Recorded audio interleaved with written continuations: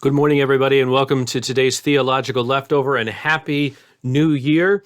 Hope you had a great couple of weeks. We have not recorded anything in a little while, but it is good to be back and starting a new year with you. I am thinking about the new year. I'm thinking about tomorrow, not just the next day, but out into the future. Thinking about setting goals, making plans, all of that kind of stuff that tends to come up at the end of one year and the beginning of another year. And I don't know about you, but I've always found there's a difficult balance to maintain when it comes to trying to focus on today, make the most of today, and at the same time trying to prepare for the next day, to prepare for the future. Personally, I find that difficult. As a pastor and a leader of a congregation, I find it difficult too. And I'm betting you do as well. And so I'd like to talk about that a little bit. And I have two people in mind from the scriptures. The story, when you put the two of them together, even one of them individually, is just too long to read for these brief videos because it takes up almost the whole second half of the first book of the Bible, the book of Genesis. The two people are Jacob, also called Israel, and one of his many sons, 12 sons, which is Joseph. And I think an interesting comparison can be made between these two people.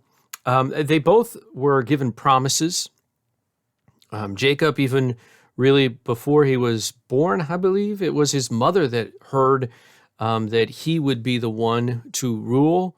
Even though he was technically just barely not the oldest. Remember, he's a twin with Esau. He was told, or his mother was told, that he would rule, and his mother was determined to make sure that happened, and wasn't real patient about it. Neither was Jacob.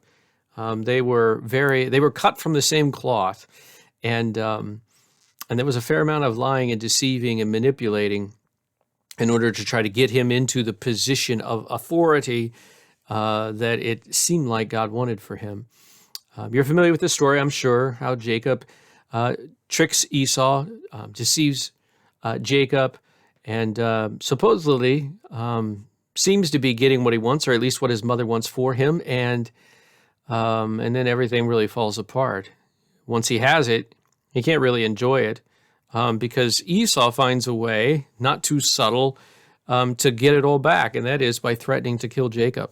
It doesn't do much good to have won the blessing of his father if ultimately Esau kills him, and Esau threatens to do so. So Rebekah has Jacob sent off to her brother Laban, back to the land that Abram came from, and he ends up being there for 17 years, 20 years, about sometime in between that. In a way, he does well. He gains lots of property and wealth and family, but it's a long and arduous thing as he and his uncle continue to struggle with each other, and his uncle kind of cheats him in the same way that he cheated his brother. So there's all kinds of turmoil there.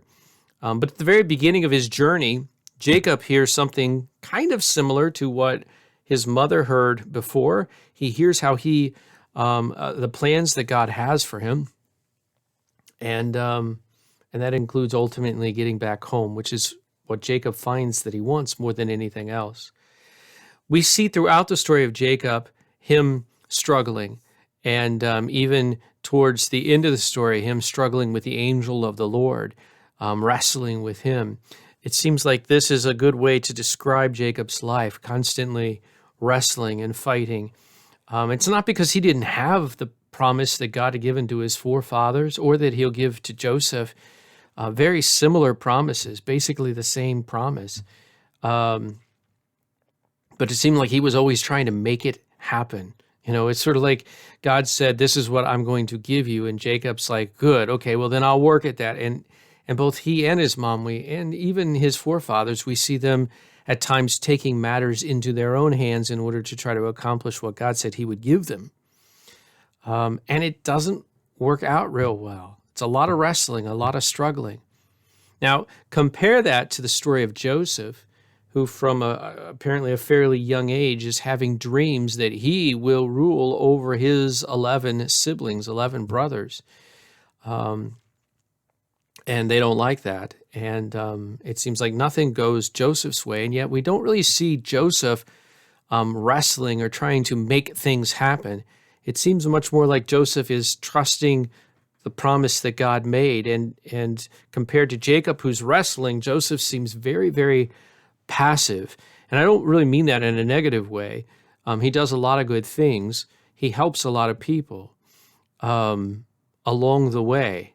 It seems like, whereas Jacob's always thinking about what he wants in regards to the future, it seems like Joseph is more willing to trust that God has the future and focus on the day.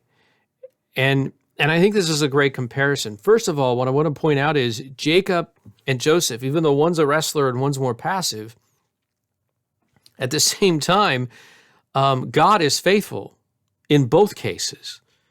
God keeps his promise in both cases.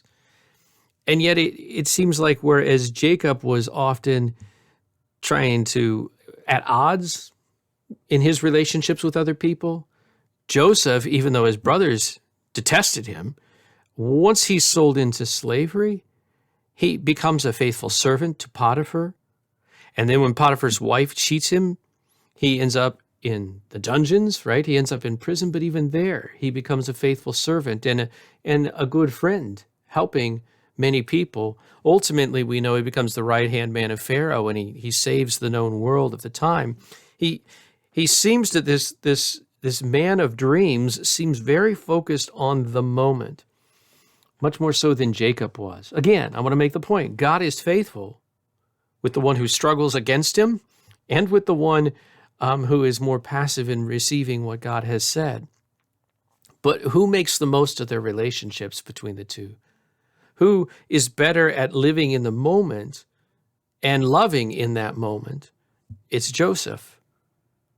And it's got me thinking about the promises that God has made to me. And I would encourage you to think in this way too.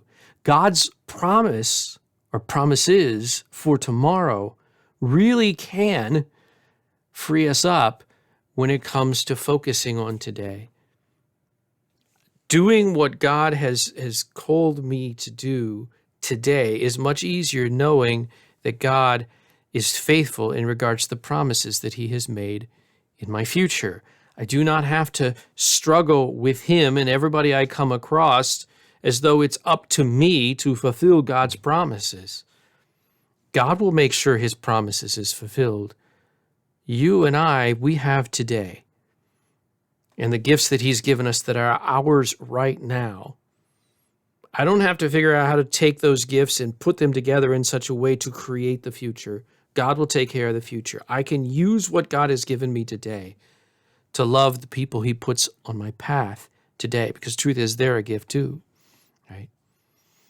So I don't know. Let me know what you think. It's just something that popped into my head, comparing father and son, Jacob and Joseph. Thank God for his faithfulness.